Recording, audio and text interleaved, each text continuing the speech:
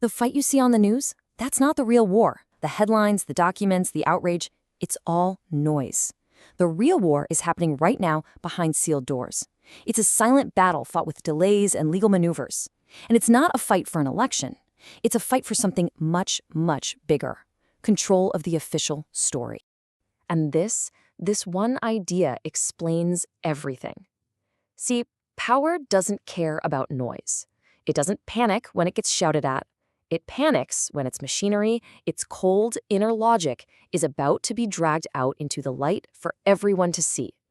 That is the only thing that truly terrifies an institution. Because you felt it, right? The story just doesn't add up. The sealed evidence, the endless delays, none of it makes sense if you follow the news. It feels like a puzzle with all the wrong pieces. But what if it's not a puzzle? What if it's a playbook? A cold, rational, and terrifyingly effective one. Okay, let's break this down. To really get what's happening, you need a different way of looking at it. Not a political tool, but an intellectual one. A framework for seeing power not as we want it to be, but as it really, truly is. It's called political realism, and it's the key that unlocks this entire situation. And here it is. The idea is brutally simple and honestly kind of unsettling. John Mearsheimer's theory of realism says that institutions, we're talking courts, government agencies, entire nations, they are not moral beings. They're not driven by right and wrong. They have one driver, survival. Everything else is just a tool. And this is where it gets really cold. All those things we value, law, fairness, transparency, they're just tools in a toolbox, useful when they help the institution survive and gain power. But the second those same tools, like a transparent investigation, threaten that survival, they get tossed aside.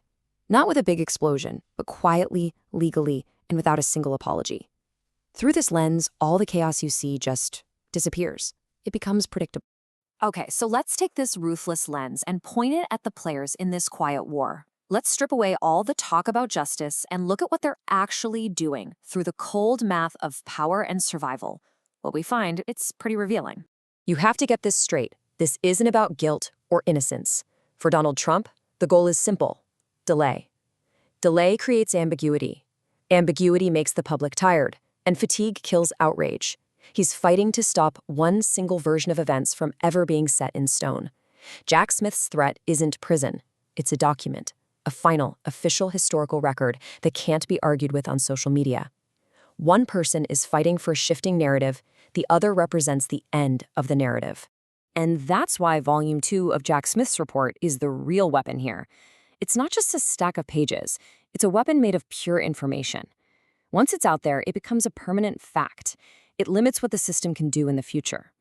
You see, a sealed report is harmless, but a released report can be picked up and used by anyone, at any time, against the system itself.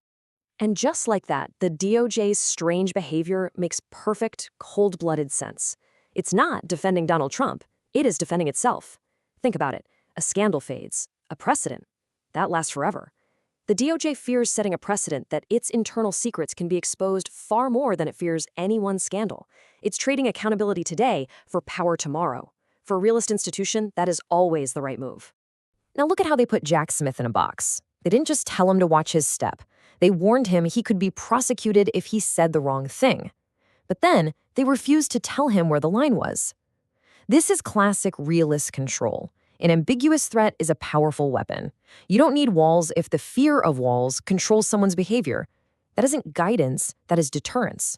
And this view, it completely changes how you see Judge Cannon. She's not some unpredictable wild card. In a system under extreme pressure, she's acting as the emergency brake. By slowing everything down, by keeping things sealed, she controls the single most important weapon in this entire fight, time. And whoever controls time controls the outcome. A frozen conflict always helps the established system. Okay, let's pull back. Because this isn't just about one case anymore. What we're watching is the entire system changing, hardening, right before our eyes. The consequences go far beyond this moment. We're watching accountability itself get hollowed out from the inside. And here's the brutal truth that no one in power ever says out loud. From a realist point of view, full transparency is a massive liability. It's a weakness. It exposes how decisions are really made. It shows vulnerabilities that your enemies can use against you. That's why transparency is never total. It's a privilege handed out by power, not a right that controls it. And this is the playbook. The 4 steps to make an inconvenient truth just disappear. First, you delay it. Then, you reframe it. You call it dangerous or sensitive information. Third, people get used to it not being there. Its absence becomes normal. And finally, everyone just forgets. It's a quiet, legal, and brutally effective way to erase history. This chart shows you exactly how the system thinks. Public outrage?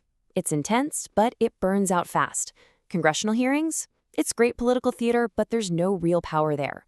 The system's preferred weapon is always internal containment. It's silent, it's boringly procedural, and its results are permanent. Noise is temporary, silence lasts forever.